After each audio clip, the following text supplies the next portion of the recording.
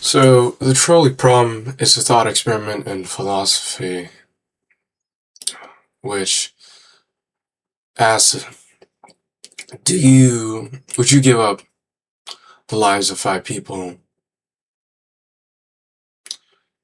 Um, would you give up the lives of five people to save one, or would you murder? Because the act of killing off this one person um, is a active action where you have to pull a lever, or where you have to pull a lever, and you have to uh, kill this guy. And so it's asking, how do you value your own actions and how they affect human life? So the situation is this. You've got a train hurling down towards five people tied up onto a track. But you can flip a switch which will derail it onto another track, and that track has one person tied up. So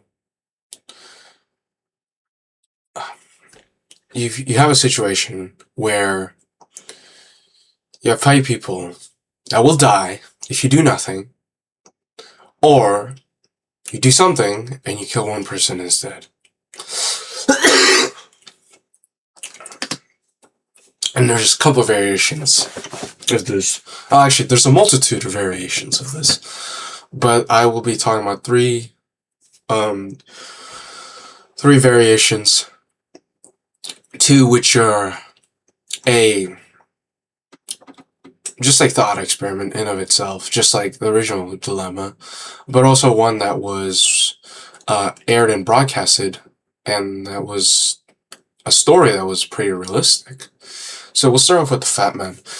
And there's two variations of the Fat Man in of itself. One where he's on the track, and one where you're about to push him off a bridge.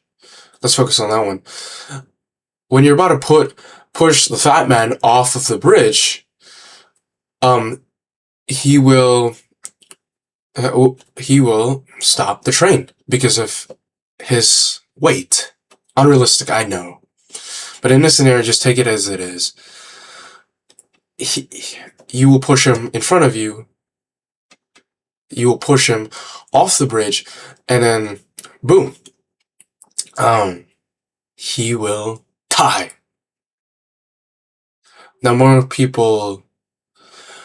Now, even the people who said they would pull a lever on the original question are less likely to push the Fat Man off the bridge because he is taking the fall for this, because this is personal. And people don't like it.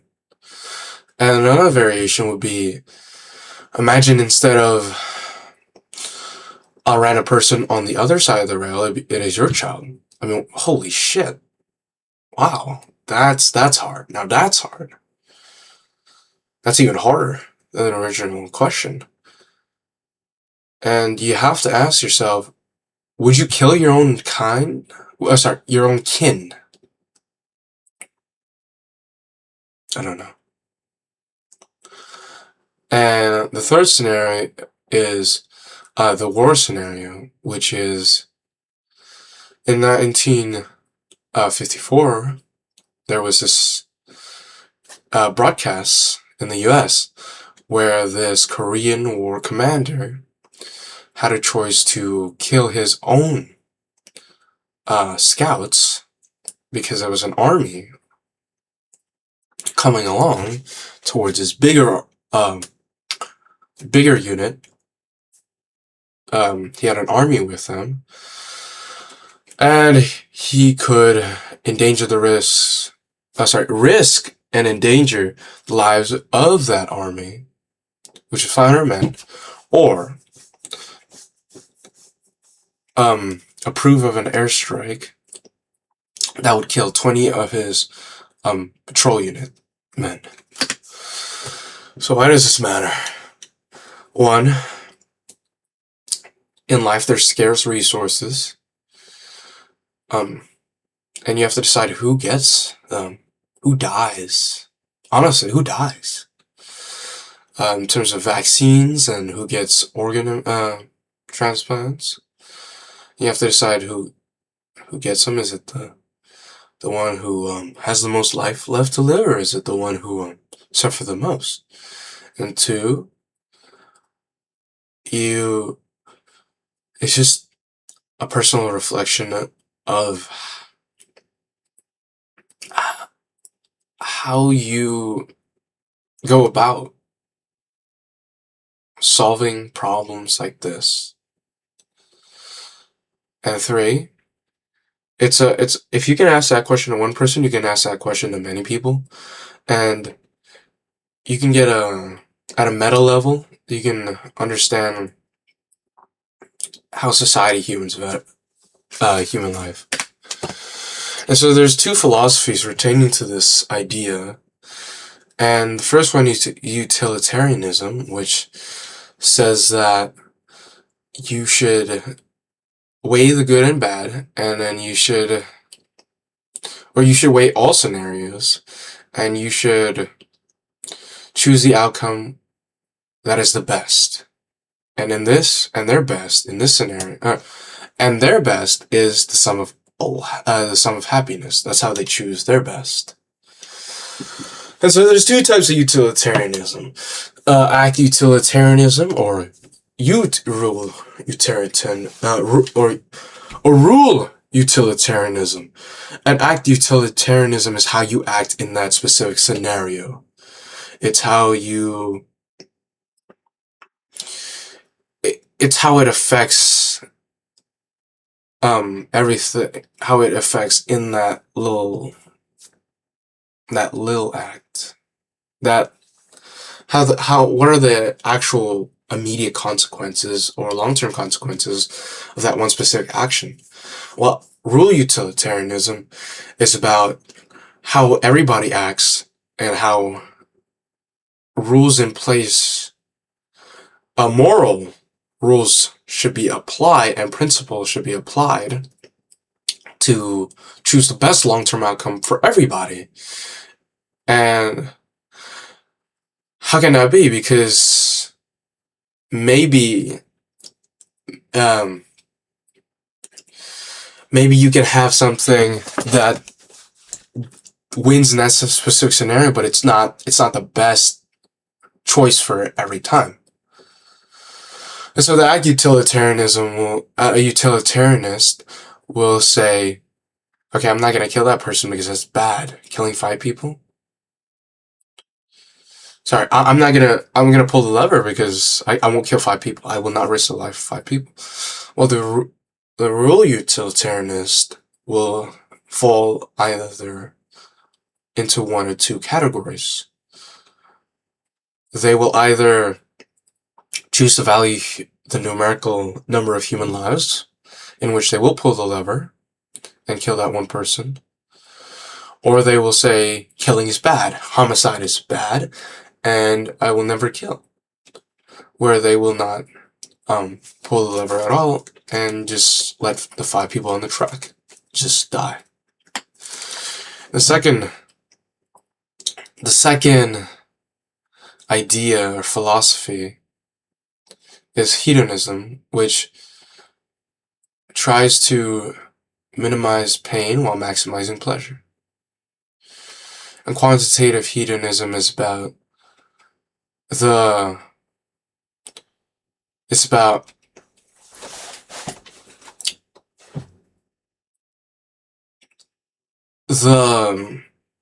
length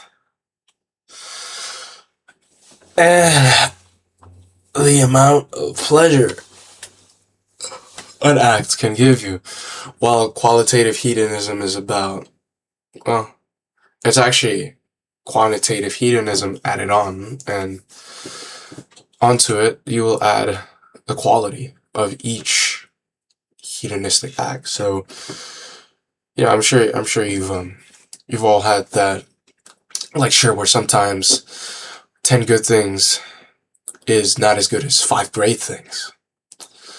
And it's the same philosophy. And so a quantitative hedonist will most likely pull the lever. Because, I mean, actually, I take that back. I should take that back. Hedonists, like, in general, can go either way. But the idea is that you have to think about, are they more scared about the pain of killing somebody and living with that? Or are they more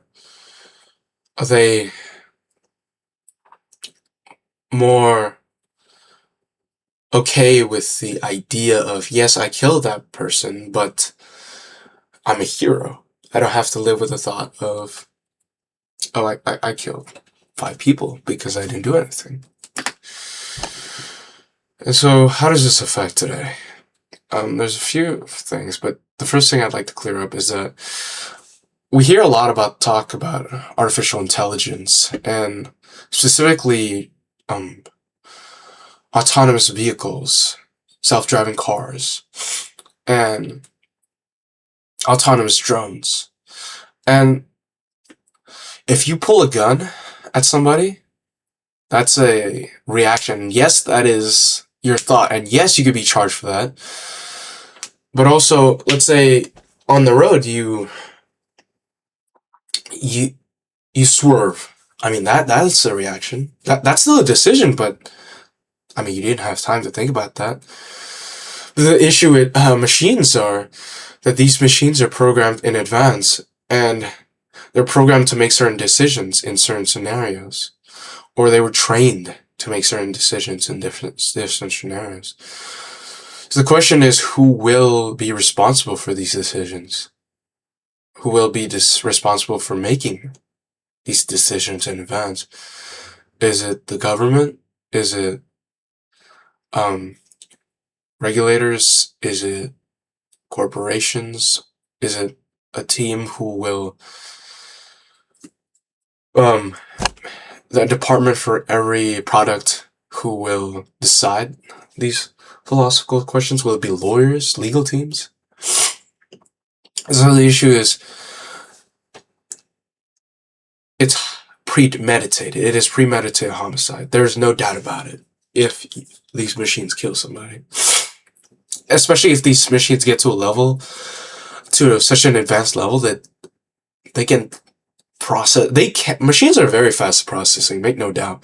But to decide and be sure of an outcome of a decision, I mean, that's premeditated. Because the thing stopping these machines aren't the reaction times, it's training data and training sets, and not given the scenario in advance, and not knowing actually what is the best scenario. But there will come to a point where most of these scenarios will be acted out or will be trained upon.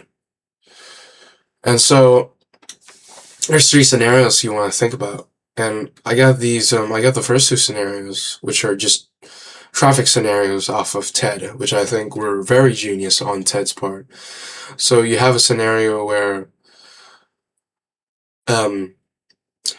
you're driving, and then in front of you there's a truck. On your left there's a SUV. On your right there's a motorcycle, and behind you there's just an average sedan, just average Honda Accord. And suddenly in front of you, you're driving on the highway, you're going 65 miles an hour, and then boom, you have crates fall off the truck in front of you. Where would you go? Would you brake? Would you swerve to the left? Would you swerve to the right? Or would you keep going? If you keep going, you will hit the crates, and you endanger yourself. If you brake, you risk getting hit by the person behind you. If you swerve to the left, you hit the SUV, which is more durable, yes, but you endanger both your lives, both you and the driver of the SUV. And if you swerve to the motorcycle on the right, well, then that motorcyclist is it's gone. I mean, fatal injuries, definitely. Perhaps death. And the question is, would you endanger your own life? Would you endanger the lives of um, somebody who someone who's just peacefully driving and they'll take a lot of hit, which is the motorcyclist? Is that will you like minimize your own life, or will you go somewhere in the middle, which is the SUV, where they'll be able to take it a little bit better, and so you'll feel a little bit better, but you could also hit the person behind you, which is just a sedan, and they'll just absolutely ram into your car. And there's a lot of ways to think about this. And another scenario that Ted Ed brought up was a motorcycle scenario where forget everything else. Let's just think about the truck and how crates fall off. Well, now you've got one person on your left and then one person on your right. And it's just two motorcycles, and one of them has a helmet, and one of them is not wearing a helmet. And so, who would you hit? If you hit the motorcyclist with the helmet, they're more likely to. I take that back. They're less likely to get injured. While the issue with that is there are more likely. I mean, sorry. Shit. The issue with that is they are more responsible. They took an action that morning or that day or before they left to put on a helmet and take safety precautions and be responsible. So if you hit them, you are penalizing somebody who was more responsible in terms of safety. And the third scenario is the third thing you have to think about is military drones. These have been planned for years, but you see them actually in use. I mean, especially in the Russian-Ukraine war. And they're so effective because they're cheap. And they don't, $30 million worth of airstrikes might be equivalent to $2 million of drones who can rival these airstrikes, who can throw bombs and drop bombs and just destroy cities, honestly. And question is, governments have already thought about, and they're planning on, putting AIs into these drones. So you have to think about how will these drones act, and how will they impact human lives, and honestly murder human lives in wars and just acts of violence. And they'll put guns on these. Nobody's gonna say no to that. Like, nobody's gonna say that's not true or they won't do it. I mean, they will put guns on these, no doubt. And so there's no right answer. That's the point. And just think about everything I've mentioned in this, and really think about this question, because this question is used a lot in deciding human life, and it's a very basic level question, but I think we as a society need to evaluate, especially now with artificial intelligence, we need to evaluate how we allow people and in turn, these people who program and decide and regulate and govern military and cars and technology to